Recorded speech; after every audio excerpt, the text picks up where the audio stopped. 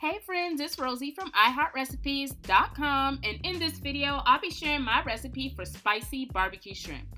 This video is sponsored by Tide, and I am super excited to be working with them.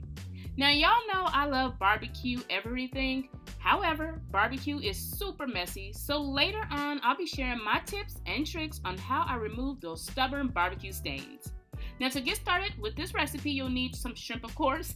I did peel and devein it, and now I am going to drizzle some olive oil all over the shrimp and sprinkle in some creole seasoning.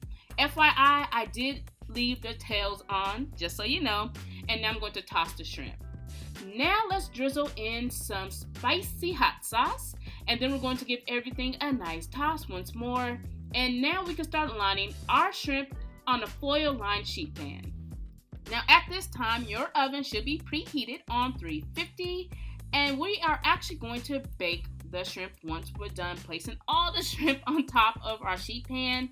This is what it should look like, well seasoned and coated with everything.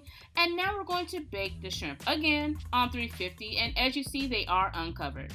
Now, if you want the exact measurements for this recipe and many of my others, head over to my blog, iHeartRecipes.com. You can print them out from there. Now, this is what the shrimp looks like once done. We're actually going to set the shrimp to the side, and now let's work on our spicy barbecue sauce. Now, we're going to cheat a little bit by using some store-bought hickory barbecue sauce. We're going to place it into a large bowl, and now we're going to drizzle in some hot sauce. Next, we're going to add in some Worcestershire sauce. I know I said it wrong, I always do. And now we can start adding in our liquid smoke. And as you see, I'm already making a mess. Let's add in some minced garlic, and I'm also going to add in a little bit of lemon zest because it's seafood. You can't have seafood without lemon zest, right?